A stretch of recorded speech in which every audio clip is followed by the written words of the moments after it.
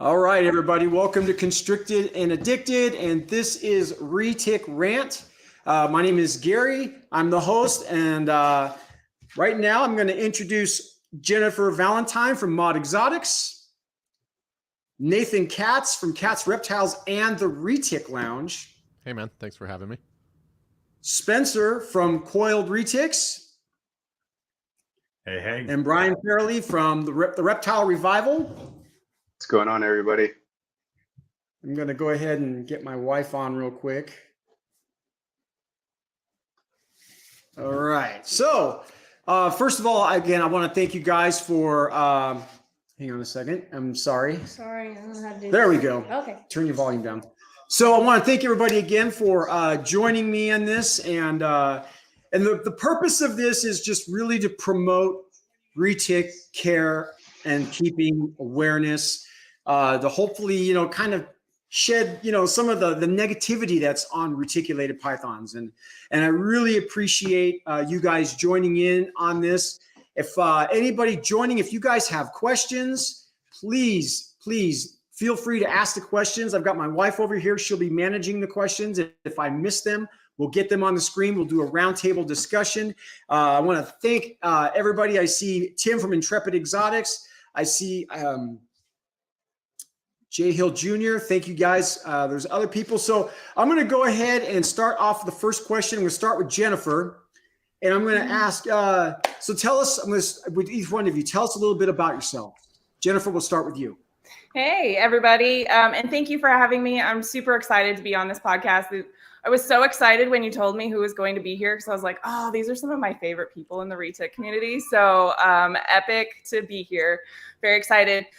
So I'm from Houston, Texas. I've been keeping retics for about 5 years. I've had reptiles for close to 15 years now. Kept some ball pythons, corn snakes, some different king snakes. And when I got that first super dwarf retic in my hands, it was all over from there. I've just fallen like madly in love with retics, and I'm so happy to be part of this community of keepers. I'm learning new things every day, and super excited to share with you guys anything that I can about what I've learned so far. And if you see me looking back throughout the podcast, it's because I have a pure Calatoa female who's about to lay like any minute now. So I'm like, oh, are there eggs? So don't mind me. That is awesome. And it'd be kind of a neat thing to have that happen right here while we're doing this live. So thank you, Jennifer. Nathan, Katz Reptiles, the Retic Lounge, and I'm going to plug the Retic Lounge because you guys are my new jam in the gym. When I'm in the gym in the morning and I'm working out, I usually listen to metal, but lately it's been the Retic Lounge. And I've learned a lot. You guys are awesome. And I thank you for being here. So Nathan, tell us a little bit about you. Yeah, thank you. Yeah, it's usually metal or podcast for me in the gym too.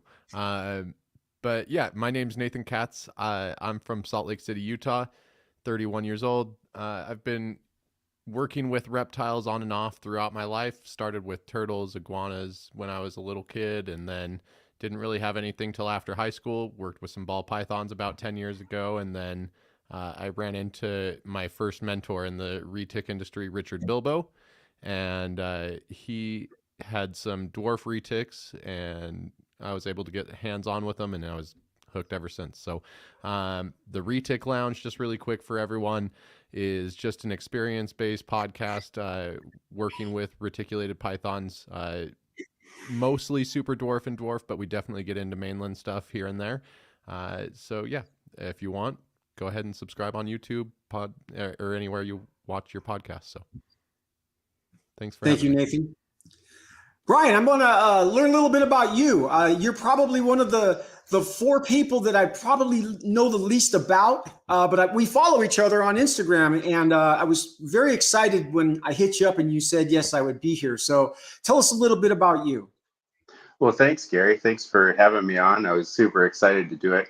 I've done a couple podcasts in the past, but it's been a long time since I have done one. I think it's been at least 2 years, but we've been in the retic game for going on 5 years now. I I got back into reptiles in I don't know, 2018 or so, when I convinced my wife that we needed to go like all in, because we've been talking about snakes on and off through our marriage, and having kids, takes a lot of your time. And when they were the right age to be of help and have some interest, that's when I decided to pull the trigger. So retics were something I had my eye on for quite a while, like years before we dove in.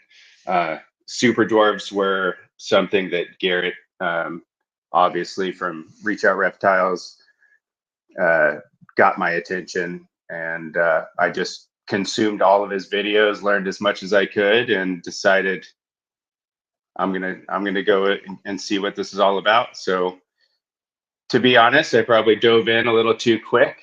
I think a lot of people make that mistake, but I've been able to, make it through that like difficult time. I think 3 years is about like that 3 year point is a pretty difficult point in most keepers' careers, because you've been raising your animals up, and you're not getting any return. It's a grind. If you have 40 or so retics like we do, it can be quite a lot. But anyways, yeah. So I'm in the super dwarf and dwarf reticulated python space. That's like the breeding side of what we do, and we do social media as well on YouTube and Instagram. And that's I see that as totally separate from our breeding program. Thank you very much. You guys go to a lot of shows. I see that you interact with a lot of people, and it's real fun to watch you guys in your camera work when you follow people around at the shows. I enjoy watching that stuff. Thanks, man. It's funny how it looks that way, because we've been to the Pomona show and the Arlington show, and that would be it ever. Like, those are the two big shows that we've been to, and it looks like we've been everywhere because I just posted everywhere. Well, hopefully but that's the beginning. We're going to be at all the shows going forward, any ones that we can anyway. Yeah. Well, hopefully we see you in Arlington in September. Spencer, man, I have watched you just skyrocket, man. You have the first thing I'm going to comment is on your enclosures. I mean, you set the bar high, my friend. I mean, I look at your stuff and I'm starting to think of how many loans do I need to take out to make my enclosures yours, man. Quite a few, probably. No, just kidding. Stuff, man. Tell us a little bit about Spencer and coiled retics. Yeah, thanks for having me on, Gary. I mean, I just want to compliment you first and say thanks for your positive energy in the space. I mean, I love your posts, and just you working with your animals is always a treat to see. So thanks for having us on. Great group here. I love these people. But yeah, my name is Spencer Vance. I live in Payson, Utah, which is about 45 minutes south of Salt Lake City, Utah. I'm about 15 minutes south of Clint's Reptiles. If you know Clint's Reptiles from YouTube, awesome guy, has an awesome little mini reptarium in Springville, and so we like to go and visit him quite a bit. But grew up kind of all over the country. My dad was in medical sales. As a teenager, I kept leopard geckos and anything I could catch outside, pretty much. Had some corn snakes, some different things along the way. My wife made me sell my corn snake when we got married, and she was a little bit freaked out. And then over time, we started watching Brian Barczyk. Shout out to Brian Barczyk, and stay strong, Brian. But we started watching his stuff, then got into Reach Out Reptiles and Garrett, and this is probably 3-4 years ago. And I've always had a deep love for animals and reptiles in particular, but I just knew when I wanted to come in, I wanted to try to do everything right from the get-go, so I knew it was going to take a lot of time, resources, planning, etc.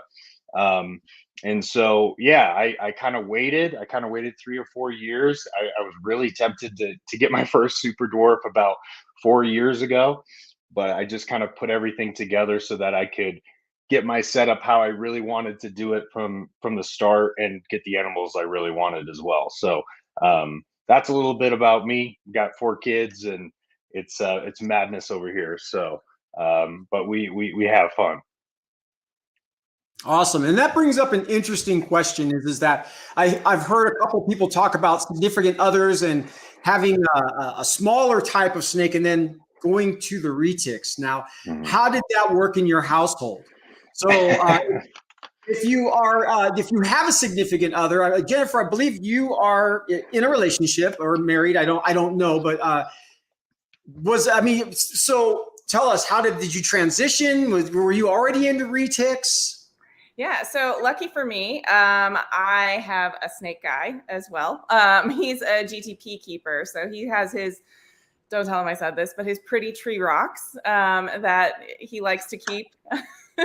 And so, naturally he was okay with us having separate collection or, our snake collections, but they do kind of stay separate. Like he takes care of his GTPs because he wants them handled a certain way.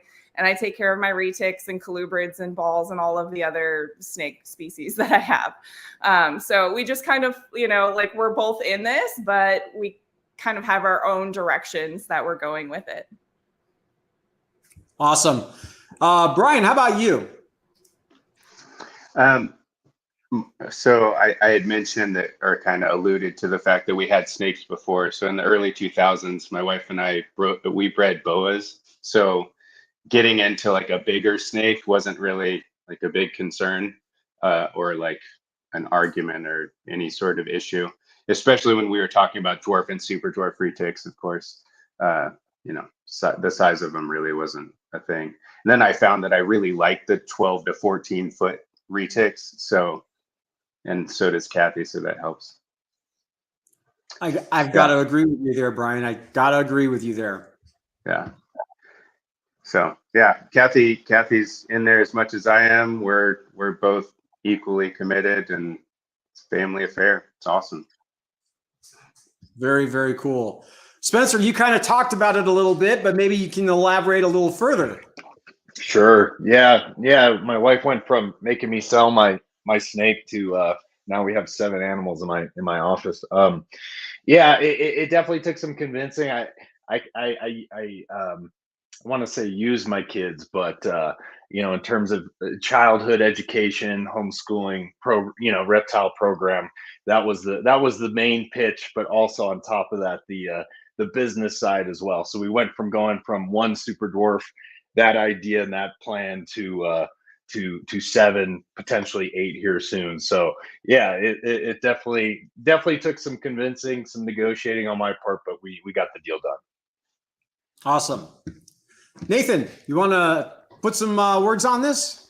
I mean, single now, but I had a fiance when I got into this, and it really just took getting hands on the animals. And once you do that with a retic, especially the dwarf stuff, for whatever reason, like it was game over. I already had the ball pythons when we got together, had a boa at one point, so was working her in slowly but surely. Awesome. I want to take a minute to thank everybody that has entered into this live stream. Thank you so much for coming and joining us. If you guys have any questions that you have concerning reticulated python care keeping, please feel free to ask the question. We'll get it up there. We'll have everybody take a crack at your question. And I'm going to ask Jennifer, how long have you been keeping retics? So I've had retics for about 5 years now. And actually it's my first super dwarf retic that I got as a hatchling that's about to lay eggs. So, it's not a short process. It's not you just jump in and suddenly you're producing and you have babies. Like it takes some time, but it's so worth it because I feel like you develop a relationship with those animals when you raise them up from a hatchling. I have no reservations about pulling eggs from her because I know we have a really good bond and trust between us. So I'm just super, super excited to see those pearly whites. So this is something that if you've just joined in, Jennifer has a Calicoa right now that could possibly be laying eggs at some point in time during this live stream. So she keeps checking back on her, but we might see a clutch at some point in time. Hey, Spencer, how long you been keeping retics? Just over a year. So I'm the noob on this live stream. So Well, you're making it look like you're a rock star at it, man. To be honest, I love watching your stuff. I mean, when you go into your reptile room and you see those enclosures, I'm telling you, man. I mean, I look at them and it's like now I want to redo my whole reptile room, and I've kind of looked into it. So it's an expensive little upgrade. no, I appreciate it, Gary. It's fun, and I think that's a big part of this whole experience. I think for people is to be able to come in and enjoy their setups, enjoy their enclosures, and not everybody can start with something like this behind me, but I think it is really cool to see a lot of people upgrading their setups and really working towards some of those goals that they have, and ultimately producing on top of that. And it's a long game. The super dwarf game is a long game, and so coming into it, you have to have patience and you have to have that true passion to stand through the ups and downs, right? It can become kind of a grind sometimes, but I think ultimately the passion comes through if you're in it for the right reasons. Yeah. Brian, how about you? What was the question? How long have you been keeping retics? Oh, well, like I had said earlier, about 5 years we've been keeping retics. The first one that we got was actually considered dwarf. It's our big anery girl. I just fell in love with her, and anery is my favorite. Again, in the beginning, and even now, size of the snakes wasn't really. It's not a huge thing for me. Like, if I get high percentage animals, then I want to get small bloodlines. But if I have bigger animals, then I recognize what we have, and it's not an issue for me in my mind. But yeah, so I've been keeping them 5 years. We have a variety of stuff. Not all of our animals are here right now. We have like a third of them here. We're doing I don't know, just like a retooling where I wanted to build this studio, and we have a snake room over here. This used to be a snake room, but the transition will happen to a new facility here, hopefully within the next year. But a bunch of our animals are actually at Reach Out. Shout out to everybody over there. This is the first time I've kind of said that publicly. We moved them over there over the winter to do what I had mentioned. And yeah, they'll be coming back to us soon, but that's the situation now. We had some pretty exciting stuff happen over there recently, so stoked about that. So we're gonna have some eggs here pretty soon, and then we've had 2 clutches over there. Pretty cool. Awesome. How about Thank you, Nathan? you, Rob. Thank you, Gary. Yeah, it's awesome. Yeah, so I've been keeping super dwarf retics for, let's see, about 7 years now. 7, 8 years, something like that. Like I said earlier, I got in because of Richard Bilbo. He just kind of showed up to a couple meetups here in Salt Lake City, the reptile expos, and just always had retics with him. Always was willing to talk with me and nerd out for a little bit. So got in about 7 years ago, and then 2 years ago was my first clutch. Unlike Brian, I am kind of more for the small size. I had back surgery a couple years ago, so smaller the better for sure for me. Very cool. So I saw a question come through earlier, and I really wasn't going to address it, but I think that in a sense, there's some people here that have a lot of experience with retics, and there's some people here that don't have a lot of experience with retics. And I think the people that don't have a lot of experience with retics are the people that are going to say, hey, these animals are going to get 30 feet long, right? So let's talk about mainlands for a minute, and let's talk about your experience with a female mainland reticulated python. Spencer, do you want to address that? Do you have any mainlands? I don't have any mainlands, but I've helped move Karma, Rob's girl over at Reach Out, a couple times, and that was a good workout. So that's about as much experience as I have with a female mainland retic. And how big was she? I think she's 17 and a half feet, I think. I think she's a true 20, isn't she? Yeah, She's yeah. So I'm big. probably being conservative. Yeah, she's probably 20. She's pretty big. How about you, Brian? Are you keeping you keep mainlands? I had a whole side project of mainlands that ended up getting sold from under me, but so I have experience with mainlands, and my biggest dwarf girl is like 14 feet. So mainland females can be 14, 15 feet, but they can also get a lot bigger. Anyway, yeah, I do have experience with them. The back thing, I totally feel you there, Nathan. That is no joke. Once they get, over 12 feet, it's not real easy, especially if you have like latex gloves on or something, to get those things out of a cage. And once they start trying to get under stuff, it's not fun. So And it's hey, a huge listen, blessing. and I'm on my own now, so I have to be even more cautious about it. So, it's just one of those things. Being a responsible keeper, you got to know what you can handle. And it's for your safety and the snake safety, because I've had my back seize up in the snake room before, and like I don't really have back problems per se, but like I wouldn't want to be in a place where I couldn't move around and not get the snake back in the enclosure for sure.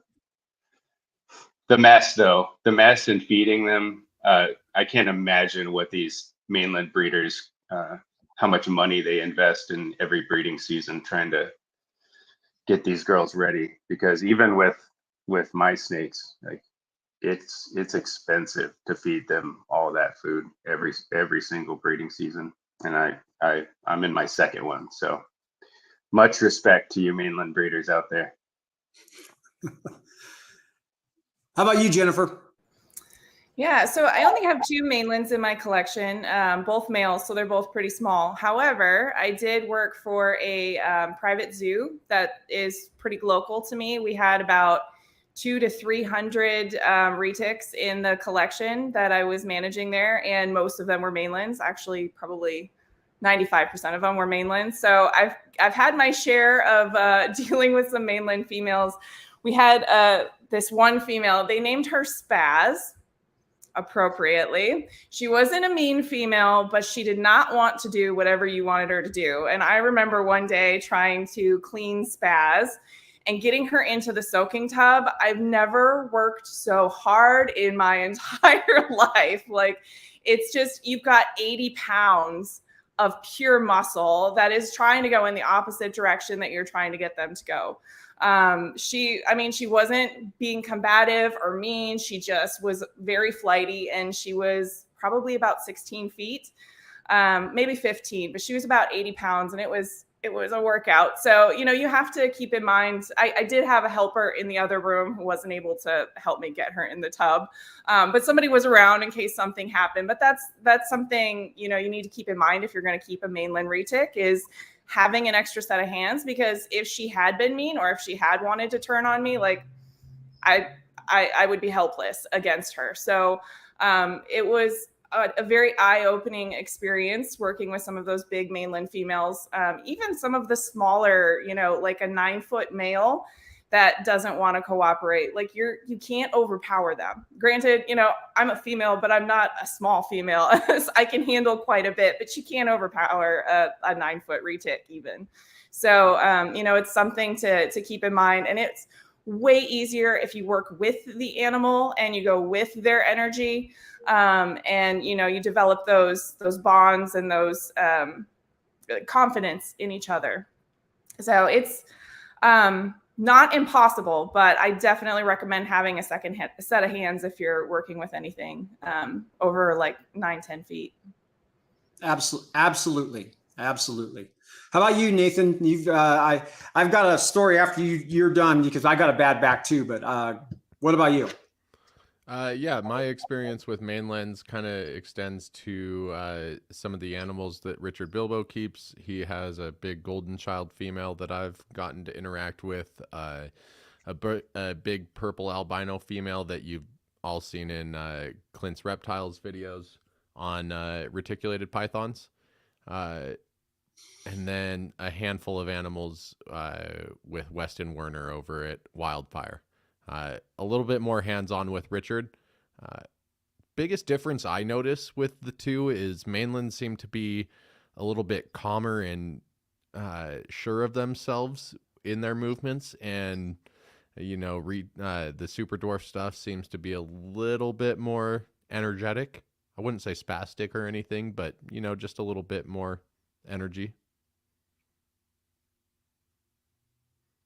So I have a 12-foot lavender albino behind me, and she probably weighs about 30 pounds or so. I haven't weighed her in a while, but she's a lot of muscle and she moves around a lot. But being a keeper and not a breeder, I feel that I can hopefully keep her away from that 100-pound mark at 17 feet long. I don't know what that looks like. I took on the super dwarves first, and I got the opportunity to handle a mainland reticulated python, and I fell in love like instantly.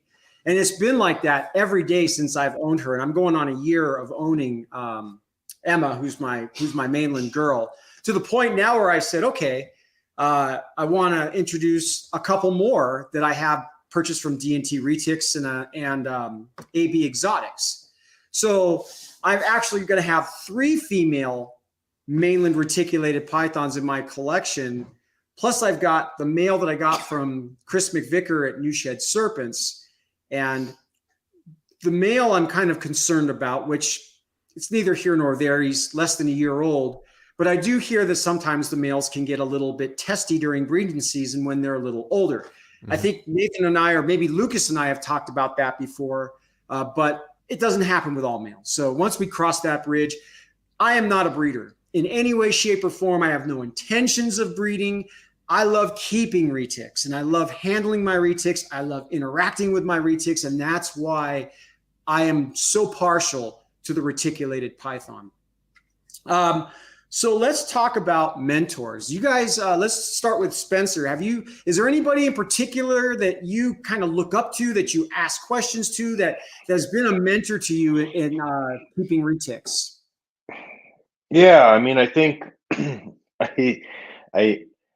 I think everybody can give credit to Garrett over at Reach Out Reptiles with the amount of content that he has available on YouTube, just in general. That's what got me into these animals in the first place. So I can't tell my story without Garrett, right? And I think most people would agree that are in this community. I would also say probably one of my best friends in the community is Lucas Bagnera from Lab Exotics, Nathan Katz as well, who's on the call. He's been great. There's been a number of individuals that I've reached out to that have been more than happy to answer questions and just be available and befriend me I'm kind of a newcomer here, but it's been a really cool experience that, I would say about 99% of the people in this community are very open and positive people. And that is just a great reflection of, I think, where this market's at and just the super dwarf market in general and the people that are in it. So I would say those are kind of my top few people that I've associated myself with. Awesome. How about you, Brian? Unmute here. Obviously, Garrett. I've known Garrett from the beginning, but I've had quite a few mentors over time that I owe a lot to. Andrew Acevedo's helped me a ton. Eric Lee has been huge. Brian Cusco has been just a huge influence on me and like the camera work side. But as far as the retics go, I owe so much to Garrett, Eric, Andrew. Those guys are huge. They're awesome. Very cool. Jennifer, I've actually asked you for advice on occasion, and you've come through. You've been very helpful to me. So how about you? Who have been your mentors? Yeah, so like Spencer and Brian, Garrett was there from day one. He would sometimes spend hours on the phone talking me through things.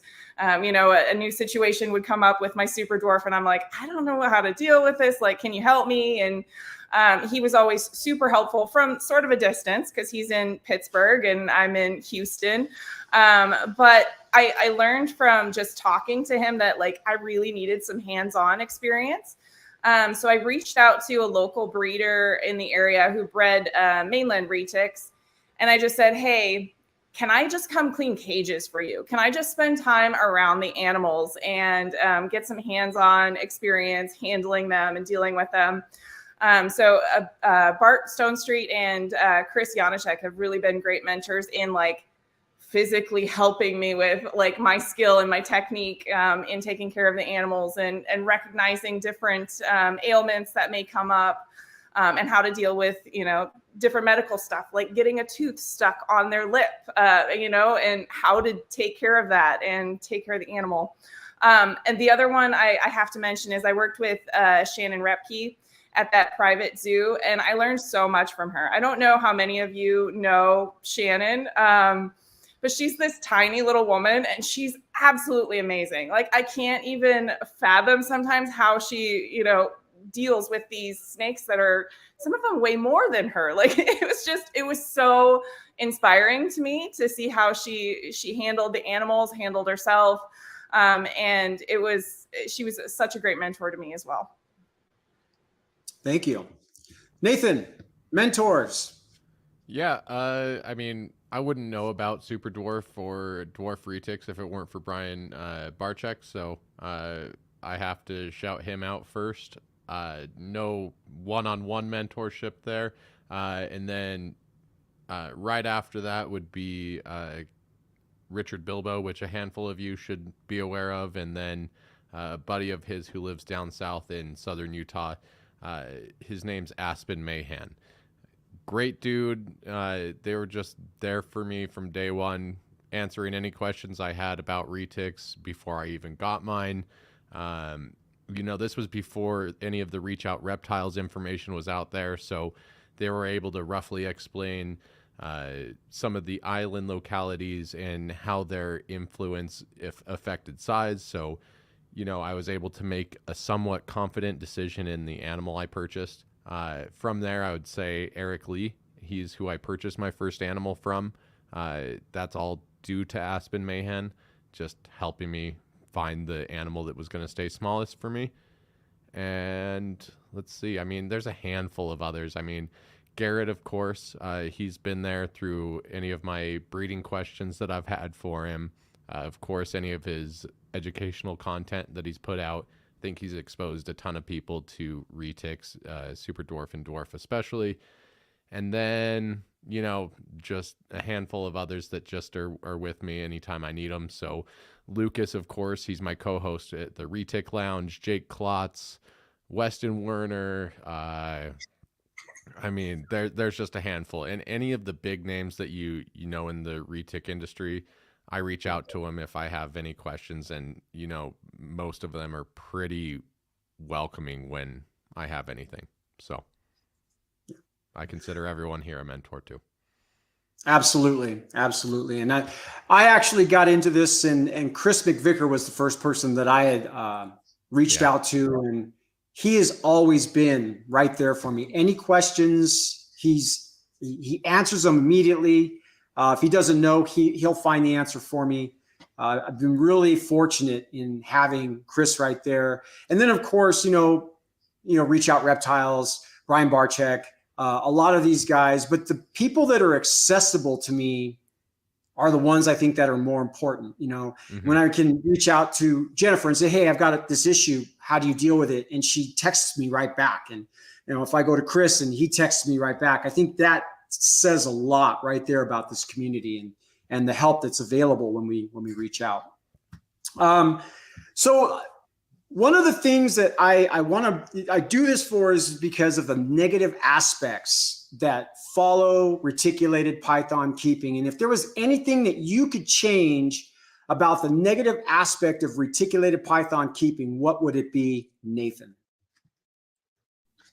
The biggest thing to me right now is just kind of the infighting in the community. There's no need for it. I'm too busy to participate in any of it. I work 4 jobs, including all the reptile stuff. So it's just, I mean, I'm here to be supportive and lift each other up, and try to get more people into these animals, because there's a reason I'm so in love with these, and I think that more people should be exposed to them. So I think the biggest thing I'd like to change is just be more supportive as a community, help people, try to save your judgment, and just realize that people are going through their growing pains. How about you, Brian? I agree. It's like I try and put some effort into making regular posts. So I spend a lot of time on social media, and there's a huge part of it that I really love. Like, I love seeing everybody's animals, and I love seeing the excitement that everybody has for them and the crazy stuff going on. But it just honestly baffles me, the infighting stuff, and I don't know what the reasoning is behind a lot of it. I don't see a reason in it, but yeah, what I'm trying to do with my whole channel is like bring excitement to the thing. So I try not to pay attention to the negativity, but it's hard to ignore, I guess is what I'm saying. And it'd be nice if everybody would build each other up, because we can all win in this thing. Like, we can all win easily. So love each other, guys. Come on. Yeah, absolutely. Absolutely. Spencer. Yeah, I want to know. I want to know where all these like backdoor meetings, like toxic meetings, are happening. Because to be honest with you, most of the stuff I see is positive, right? Every once in a while, you'll have somebody like out somebody else, and it's like they're DMs between people. I'm like, okay, number one, you probably shouldn't be exposing this. Like, this is like 6th grade stuff. And number two, if you have a problem with somebody, pick up the phone and talk to them. I think that's my biggest thing, is just talk to them. Like, cutting other people off. We're all interconnected, right? In some way, shape, or form. We all got our animals from these lines, this super dwarves, if it's Garrett, whoever it came from. And I think that's my biggest thing. It's just like, look, we're all connected in some way. If you have a problem, pick up the frickin' phone and talk to the person. There's no reason to play these like 6th grade bullying tactics, like, hey, if you talk to this person or talk to this person, we're not friends. This is that. It doesn't make sense to me. And once again, most of the things that I see from this community are positive. People are posting about their setups and their enclosures, and so just continue to spread positivity, and support one another. And I've felt that so much just in my first year, and so I try to give back and do the same. But I think that's my 2 cents on the whole thing. Thank you. Jennifer. So first of all, Spencer, don't ever stop being you. I love your positive outlook. And, if you are looking for positivity, you're going to find positivity. So I love that. That's awesome.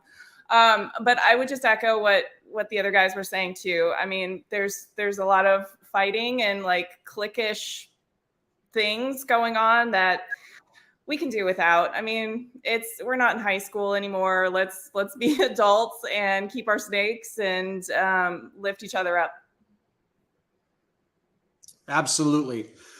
One of the things for me is like how we present our animals online, how we present our animals in public. Reticulated pythons they just get a bad rap. People see this very large animal.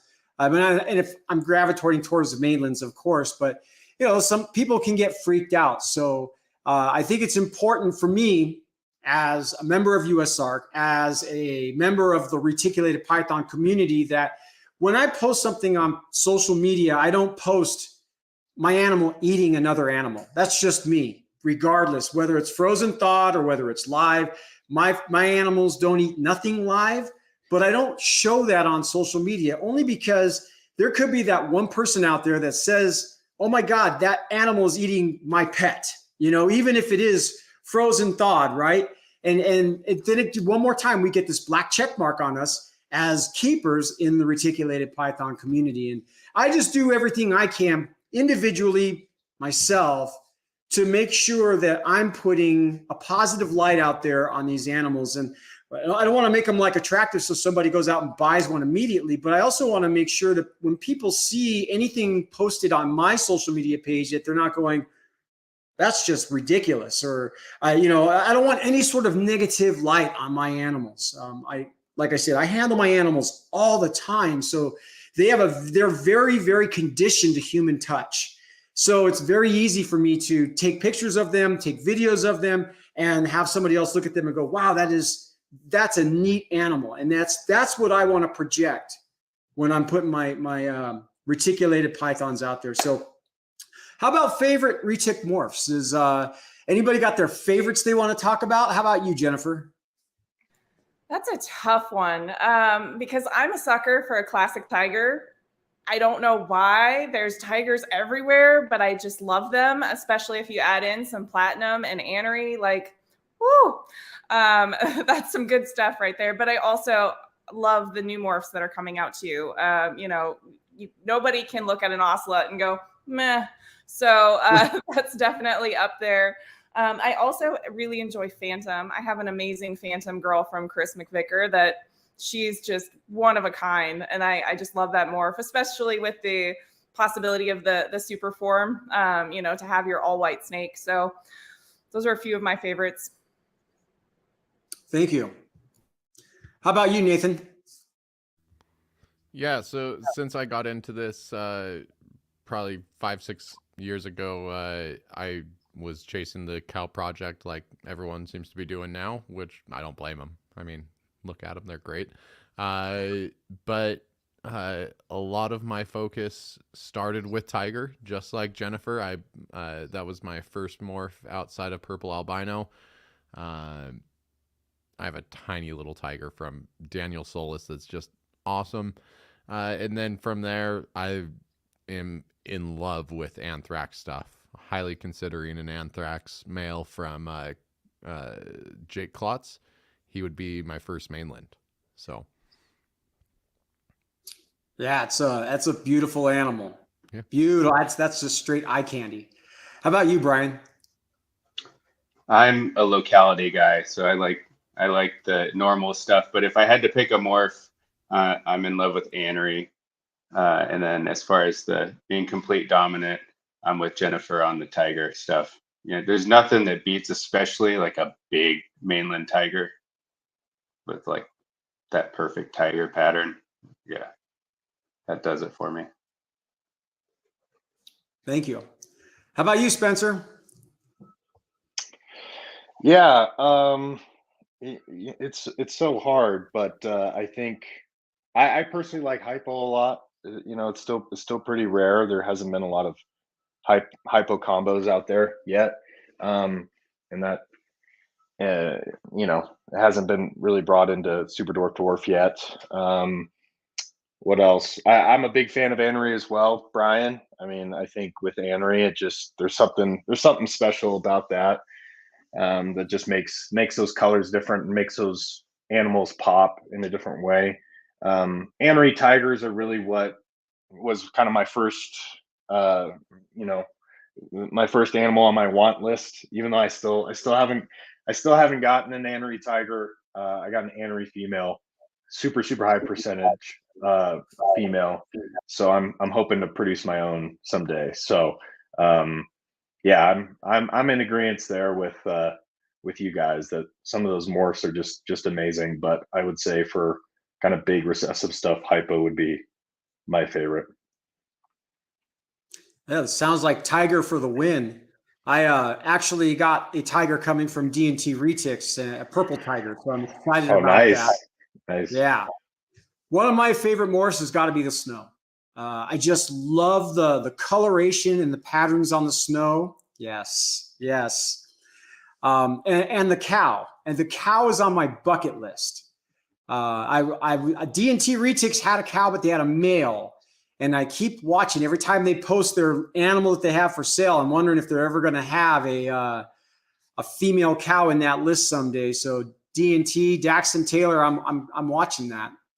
So let's talk about, first of all, is there anybody in the chat that would like to ask these guys a question? That's one of the reasons I like to do this, so that if you guys have any questions, we've got a great panel of people here. So yes, if you guys have any questions, let's get them out. Let's get these guys answering some questions. And in the meantime, what would you guys say to somebody who wants to buy their first reticulated python? Spencer. For their first retic was the question, like Yeah. their very first retic. Yeah. I would say have a plan for your animal, right? Even if it's just one. Not that you need to figure out if you're going to breed down the road yet or not, but have a plan. Meaning, make sure you're accommodating the animal, and you're not making the animal accommodate to you, I guess would be my piece of advice. So the best setup you possibly can get. That's awesome. Let's make this a little bit more specific. Somebody keeps ball pythons and they message you, Jennifer, and say, hey, you know what? I want to get a retic. I've never owned one before. What do you tell that person? I would see if they could get their hands on one in person first. It's always good to go to a show, talk to breeders if you have, that access locally. The second thing I would say is start with a hatchling, because you'll grow together. You will learn the snake will learn you, and you'll be able to, handle a bigger snake as you've matured with that snake. Oh, thanks. Perfect. What about you, Brian? I would say raise it up to at least 3.5 years old, and see if you really, really like working with them, because they're different. It takes commitment. It takes some troubleshooting. It takes they're very intense on their feeding response, which it's not a big deal, but you just have to understand that and learn how to work around that and work with them in that. But it's very, very easy to end up getting, 3, let's just say. And that's a big commitment, especially if you're talking about a mainland or a larger retic. Take it slow, enjoy the process, get to know your animals, spend time with them. Never get to the point where you can't just hang out with them because you have, too many other things going on, whether that's cleaning or life that takes you away from committing the time that you should to that animal. And although the business side can be very appealing, it must first and foremost be a passion for those animals, because if you don't have the passion for them at that 3-4 year mark, you'll find out that it takes real commitment to want to do that long term. If you have numbers of them, having a few of them is, anybody can do it, but pretty quickly, if you decide to breed, you're going to end up with a group of animals, and it becomes a lot. Awesome. How about you, Nathan? I would just say research is the biggest thing. And then my number one advice to anyone getting into this, old or new, is low and slow. I see a ton of people just getting whatever they can just because they can. But, once you start passing that 10 animal market, it becomes a ton of work. I only keep 6 here, and it's still a lot of work. So I just say, like Brian said, just unless you're totally passionate about this being your lifestyle, go low, go slow, and just build with the animals. I'm muted. So we do have a question. you guys go to shows. You probably take your animals to shows. What's your process with traveling with your animals? Start with Brian. I don't. Oh, I actually sell my animals through Reach Out Reptiles, so I don't travel with them all on right. purpose. Probably a good thing. How about Yeah, you, no, Jennifer? that sounds very stressful to me. So I'd love to hear how everybody does it.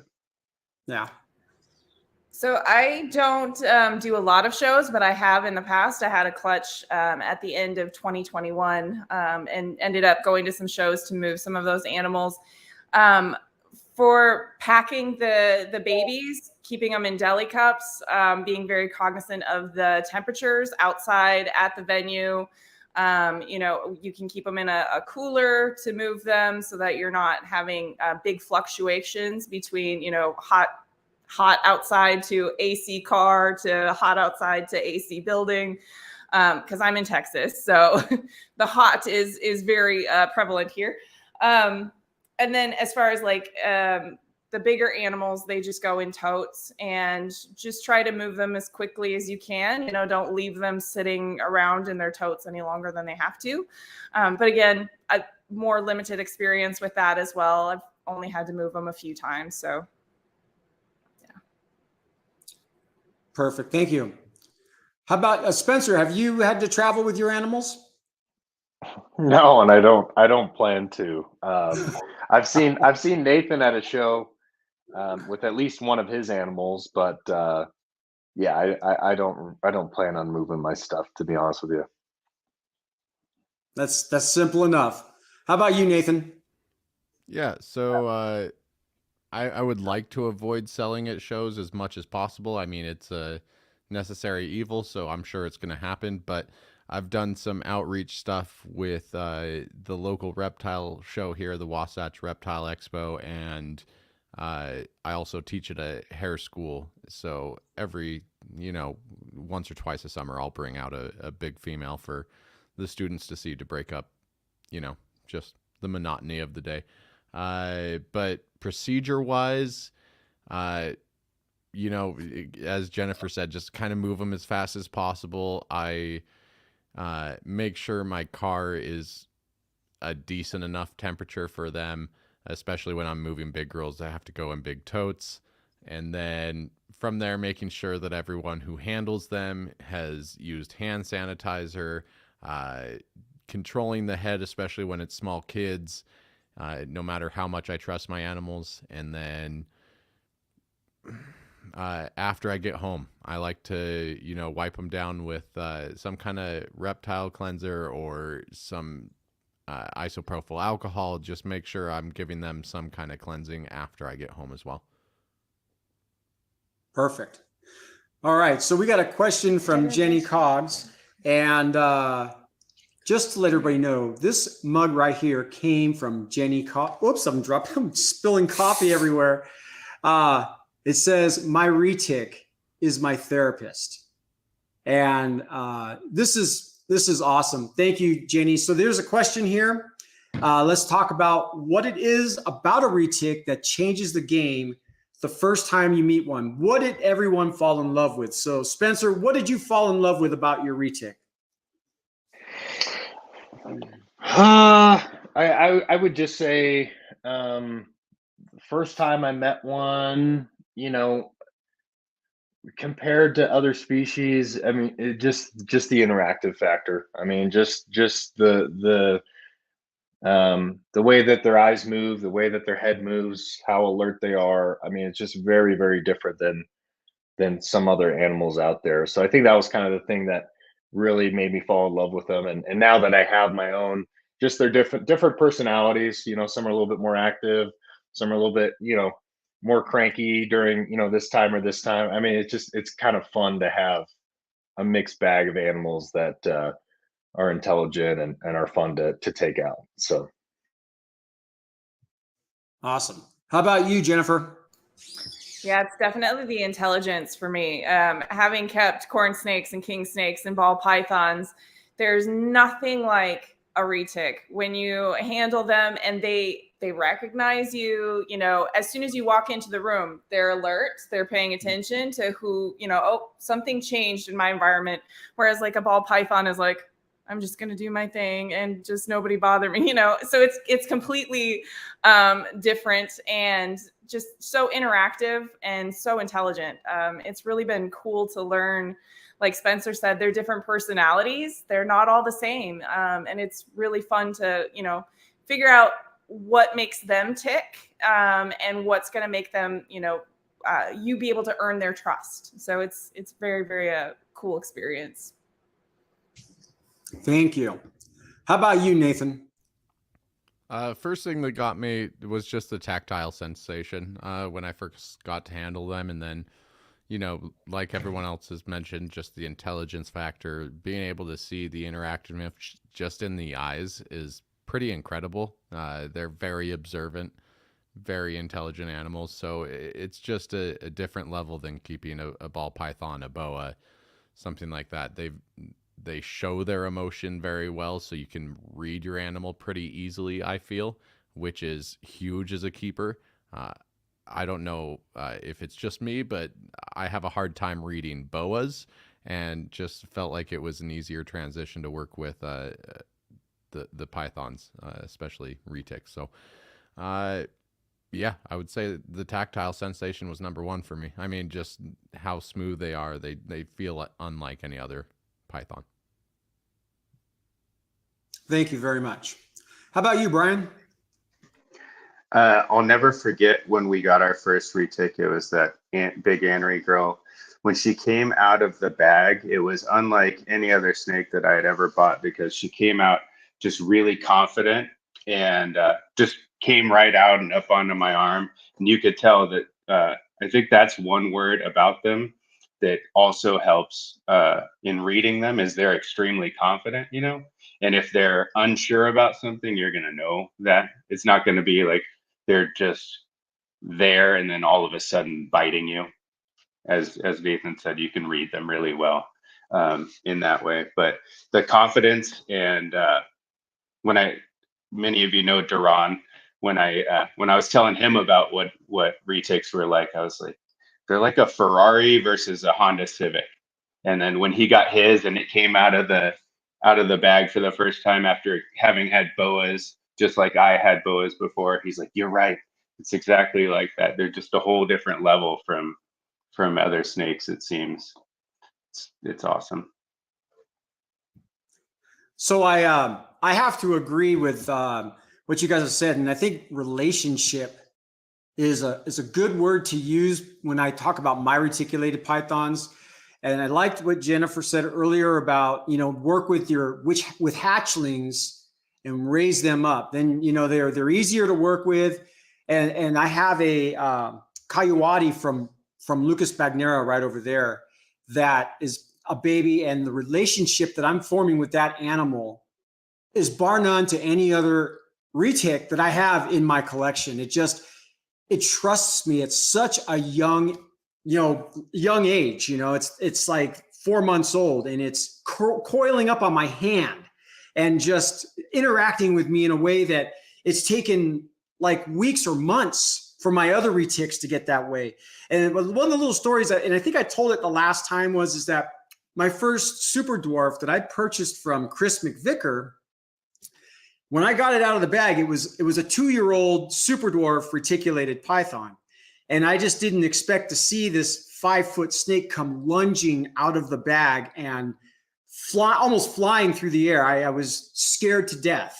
I didn't know what to do, but I did some research, and I would watch some videos where they said, if you take them and just run them through your hands, they'll calm down eventually. I don't know what happened, but that's what I started doing. I just started letting that snake go through my hands, and then all of a sudden it wrapped around my wrist. It calmed down just enough to get it into a quarantine container. Once I got it into the quarantine bin, it was hell getting it out. Every time I went in to get it out, it was striking at me, it was striking at my wife, it was striking at air. And I took time. I had people texting me saying, you're going to sell that animal. You're going to sell that animal. You're not going to keep it. Because a lot of people know I don't like to get bit. I'm a big baby. Okay. If I get tagged, who likes to get bit? not No, me. no, And no, anyway, shape, no. or form, I don't like to get bit. But, you know, I worked with that animal. I put big gloves on. I put a big jacket on. Every day I worked with that animal for 15 minutes. And eventually now when I walk, like Jennifer was saying, when I walk into my reptile room, that animal is the first one that comes up to the glass. And it's almost like she's saying, hey, Dad, come get me. I want to come out. It's almost like this personable relationship that I have with these retics that I've kept boas, I've kept ball pythons, and I never got that with any other animal other than my retics. And the consistent handling that I do with these animals is it shows. It shows up in the way they look at you. It shows up in the way that they interact with you. It shows up in the way that even just the mere sight, like you were saying, when you walk into that room and they sense a change, you know, I love it. I love it. We have another question here. Better investment. So this is actually for the breeders. Better investment, locality or morph, or actually it wouldn't be a breeder question. It actually, maybe it's a keeper, you know, if you want to buy one, locality or a morph. So Jennifer. I have to say locality, just because of the Lacey Act and not being able to get more new locality blood in. That I think is going to be the better investment. I recently acquired a pair of Madus that haven't gotten to me yet, but I feel like that's a pretty exciting locality project that's going to be coming up. Yeah, super excited about that. So I also have the Carrampas, the super dwarf locality project that's going on. So I'm with Brian. I'm more of a locality person, but I do like the morphs as well. Awesome. Let's go to Brian.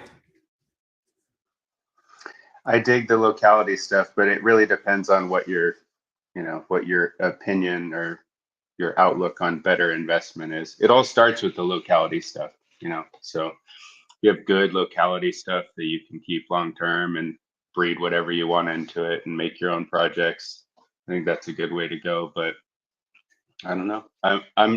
I did spend a good amount of money on a big morph project myself, but my heart's in the locality thing, and it's a business decision, and it's also a passion decision because the insane amount of money that I spent on that locality project, I have like a fraction of the interest in it versus the locality stuff. Like, it's cool, they're pretty, you can make stuff, like people will buy them, but the locality stuff is like, it's the original, you know, like that's what they look like at home. Like, that's cool.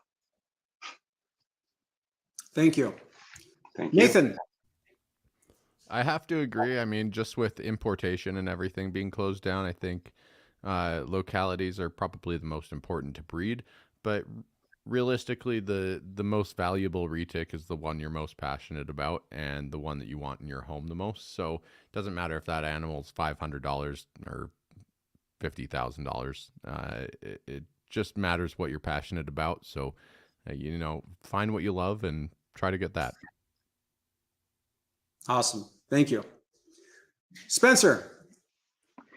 Yeah. Nathan took the words out of my mouth. The best investment, I think, is going to be the one that you're going to be extremely passionate about, focused about. You know, if it's just for yourself as a keeper, you're probably going to want something that looks spectacular and beautiful. So you're probably going to lean towards crazy morph stuff. And if you're a breeder, you're probably going to be trying to purchase animals that are going to stand the test of time, the ups and downs of the market. We're in it, you know, we're in a recession now. Inflation's through the roof. And so having that in mind, that, you know, hey, if I'm going to breed, it's going to take 3, 4, 5, 6 years for these animals to get up to size to breed.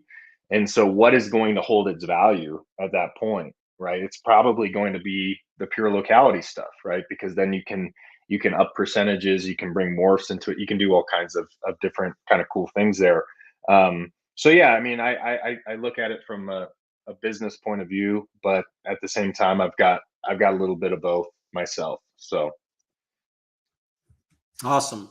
I personally have a couple of normal or wild type reticulated pythons, and I've got some morphs. And as a keeper, I kind of look back at if I could have redone what I did earlier. And I purchased animals because I got pictures, I liked the way they look, but I really didn't understand hets. I didn't understand anything about that. And me not being a breeder, I might have done some things differently.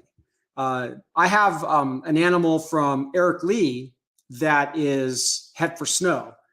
And I would have rather had a snow visual than something that's het for snow, where somebody who's a breeder would have had a field day with a het for snow animal. So, it's just, I think as a keeper, it's important that you kind of understand what you're buying, because sometimes you can spend a lot of money on an animal because you're spending that money because it's got a gene in it that as a keeper, I'll never expose.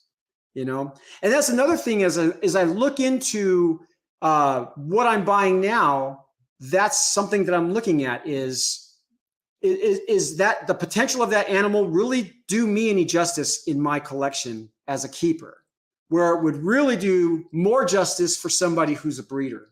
So I'm going to bring one more question in here. Can I make one more point? Yeah. I'm sorry, Spencer. Go ahead. No, I was gonna say, Gary, if you wanna hand over your het snow to me, that'd be cool. I actually have two of them. We'll talk. Nathan, did you want to elaborate? No, I'm all right, but Spencer just already knows that that het snow of mine is not going anywhere. Yeah. I just had one other point. I'm sorry. Go, Brian. No, go, Brian. Go for it. I just want to say, whatever you get, if in the end you can't breed it and it's just your pet, make sure that you're happy with it. Whatever it is in your collection, if you couldn't sell it overnight because there's a ban coming or, who knows, just be happy with everything that you purchased from the beginning, and it'll save you a lot of headache. Agreed. 1000%. Agreed. So the curly-haired keeper is one of my favorite people. She's got a wonderful Instagram account. I have watched her grow as a keeper with her snake collection, her enclosures, everything.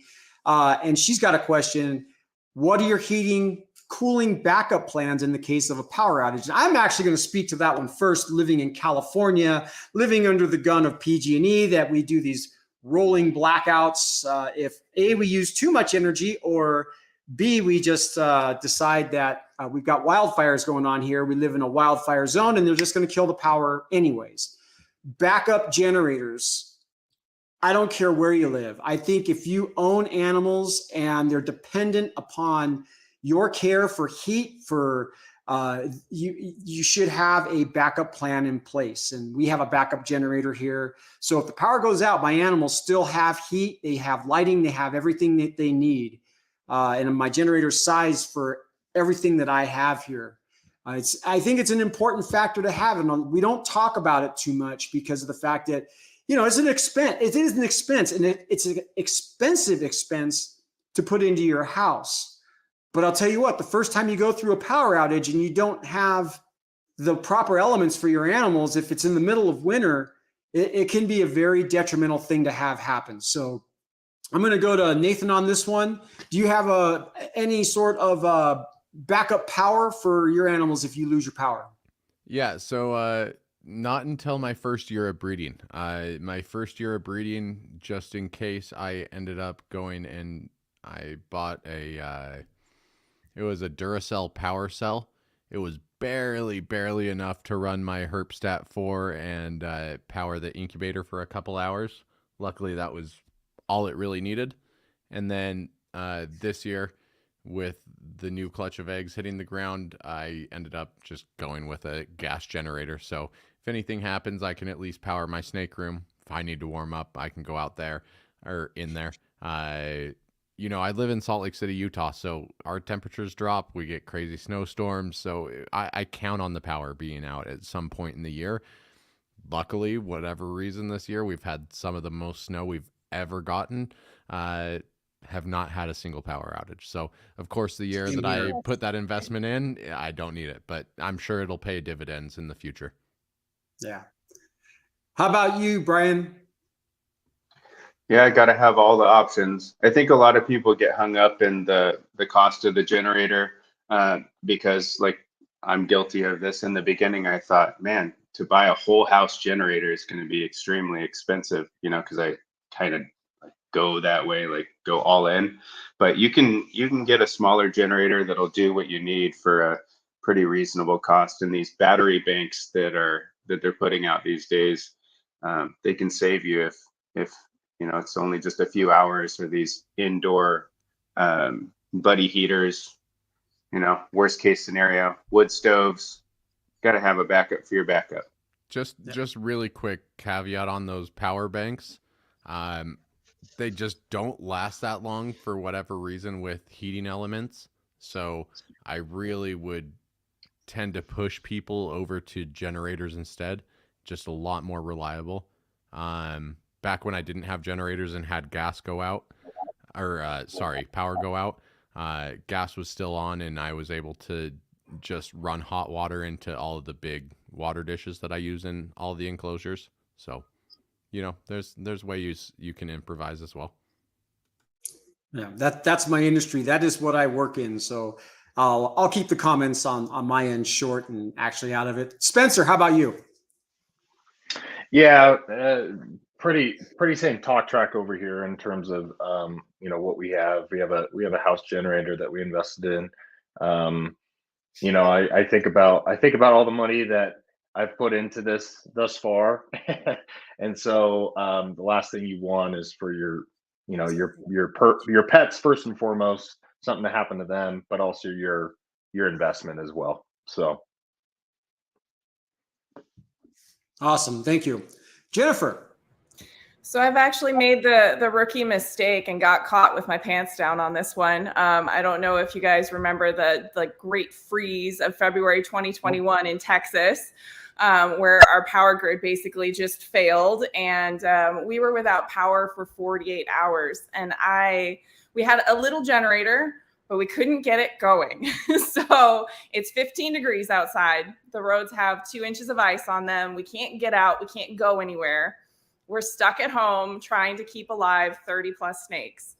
And so you never want to find yourself in that situation. I was very fortunate. We packed everything up in pillowcases and snake bags, and we ran the car out in the driveway and just kept them warm in the car for as long as we could. It was a nightmare. So don't do that to yourself. Make sure you have a generator. Make sure you have it maintained, so that it will come up and work when you need it to.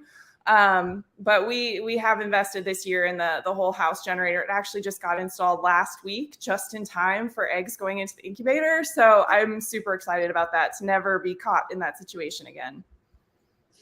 Awesome. We're going to do 2 more questions. The next question actually comes again from Abby. And this is a great question. Best practices for building a relationship with a cautious, defensive, larger, older animal.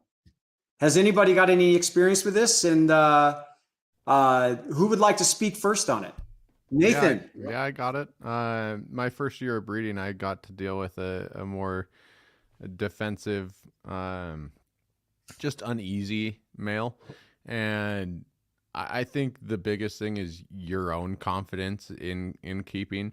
So if you know that animal is a little bit on the edgy side, interaction's the biggest thing. So as much interaction as you can give that animal, as well as just give yourself a couple little bits of confidence boosters. I like to just, do the jacket and leather gloves if I feel like the animal may have the potential of biting me, just to minimize damage. And then, hooks, any of your standard safety tools that you use with your animals, and then just go in with a calm demeanor. These snakes really match your energy, and you just got to give them time sometimes, especially when they're acting out. So breathe, take a second, calm down. And a lot of the times, if you just give that snake some time, give yourself some time, give yourself some confidence, you're in good hands. Absolutely. Anybody else want to tackle this one? Just make sure that they have their needs met, give them space, but at the same time, like, have a regular presence around them. One thing that I found really helps is like keeping the front of their cage covered completely, and just give them time to calm down, and like open one side up at a time if you're going to take the paper off, and like leave it off.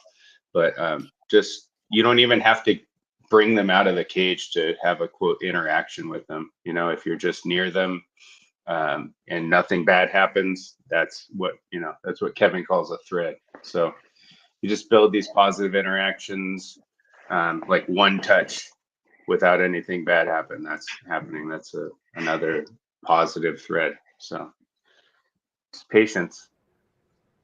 Yeah, I agree with them. Don't force any interaction. We so often want to build a relationship and like, oh, you need to love me, so let me spend a lot of time trying to handle you. And a lot of times that ends up more negative than anything. So I agree with Brian that, even just one touch, positive interaction, and then leave it be. Don't try to force anything. Yeah, Thank you. I kind of have an interesting story. So I got a 2-year-old animal from a breeder that kept the animal in a tub, and then obviously coming into new hands, it's a whole new world, right? And going from a tub to a 4-foot glass facing enclosure is quite a shock. So I let that animal have some space, and then actually that animal was very, very calm for the first like 2 or 3 months that I had her. Temps were all good. She had hides, eating well, and then for whatever reason, something switched in her where she just started being super defensive, trying to come at me, and any chance she could. I tried working with her, but she would kind of spray me down every once in a while. So then ultimately, this was about a month ago, I just let her be for like a month. I'd feed her, and when I'd feed her, I'd pull her out when she wrapped. I'd put her into a separate container, clean her cage, and then put her back in. And that seemed to completely change her demeanor, which I thought was really, really interesting. So 100% on point. Don't force it. If you have an animal like that, I waited for her to stop hiding in her hide all the time and actually coil up on one of her rock shelves. And when she was coiled, I could tell she was really, really just calmed and chilled out. So hopefully things continue to go that route. But that was something that I just personally experienced with one of my animals. So. Thank you. One of my first experience with a reticulated python was my older sister, and she had a 14-foot reticulated python that she did not interact with. Matter of fact, every time you'd walk through her living room, this snake would strike the glass. It scared the crap out of me. And today I think about people that get these animals and then they just kind of lose interest in them, and then they sit. And then you've got this 14-foot animal that hasn't been interacted with. And, I wouldn't want to be put into that situation. I mean, that's why I'm very, very vocal about do your research before you purchase an animal like this, because these are not animals that stop growing at 8 feet long. Even the super dwarfs, depending on what they're mixed with, if they're not pure, you could end up with a 10 to 12 to 14-foot snake at the end of the day. And for some people, they don't think about the end game where, 7, 8, 10 years later, you've got this snake that's bigger than you want to handle. Or maybe you've just lost interest in it and it just sits there. I mean, that could happen with a boa constrictor for that matter. So, but when it's happening with a reticulated python, it's just a different element. So we are going to end this with this question. First of all, I want to thank you guys so very much for spending an hour and 20 minutes with me and the people that joined in, thank you so much for joining us. This is going to be a once a month deal here, but next week we are going to have Vanessa from USARK on here. We're going to have Earl Jones from Lone Star Reptiles, Aubrey Pruitt from A&B Exotics, Natalie from Natalie's Reptiles, and Lady Tiz Exotics is going to be here. And we're going to do a USARK live stream. So hopefully you guys can join in. And to end this live stream, we're going to ask this question. Do you support USARK, and how important is supporting USARK to you? Whoever wants to go first. Yes, I do support USARK. We're silver members. It's so important that if you like keeping reptiles, you have to support them. They're the only organization that's fighting for our ability and rights to keep these animals. So they're crucial. They must be around. So support that. If you have a reptile, you should support them. Absolutely. I think it's of the utmost importance to me. 7 years ago when I got into these animals was right around the time that the ban on interstate commerce was lifted and deemed unconstitutional. So, without all the work that USARK has put in, I wouldn't be able to sell my animals across the country. So, all the work Phil Goss does, I'm eternally grateful. I'm a barber here in Salt Lake. We don't accept tips at our barbershop, but there's a lot of times that clients still want a tip. I immediately just airdrop them the USARK donation link, and that's where all my tips go. So more important than me being paid or me getting a little extra fun for a night out is the funding that USARK needs to make sure that we keep these animals. Thank you. Yep, absolutely have to support USARK. I don't want these guys taken away from me. I don't want my ability to keep and pass my passion to other people on. So it's just a no-brainer for me. 100%. 100%. I just want to echo everybody else. I mean, I think just seeing what we've seen in some of the states and, down in Florida and some of these different places, it would be such a sad day if we couldn't keep these animals. So make sure you go and sign up and support them, grab a membership, and it's helping us, and it's helping us keep these animals that we love so dearly. Absolutely. And one of the things that I do, I put it out there, I will give you a free bronze membership if you need it. I have ways to do it, but if you need a bronze membership, please contact me. I will help you out. We'll get you going. And the only thing I ask is that you save the $40 to renew that membership the following year. USARK needs us, and we need USARK. So you guys, thank you so very much. I want to thank everybody who chimed in and joined us tonight. I love this. I just get goosebumps. Thank you to my beautiful wife for kind of letting me know what was going on over here. And you guys, thank you so very much. Gary, quickly, I just want to say thank you for having us on. Just your passion you put out through these retics is incredible, and the way you display it on social media is admirable. So just thanks for the awesome night. Yeah. Thank you. This was really enjoyable. Thank you. And it was clean too. Thank you guys. You guys are all awesome. But like a lot of podcasts I would love to listen to around my kids, but I never could.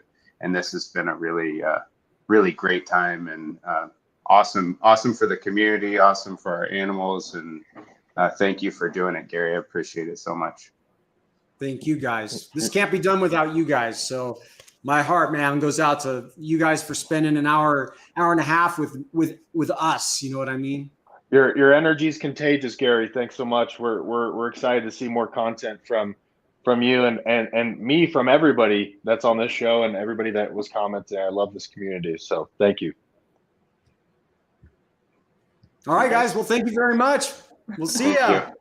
You guys have a great night. You too. That was good.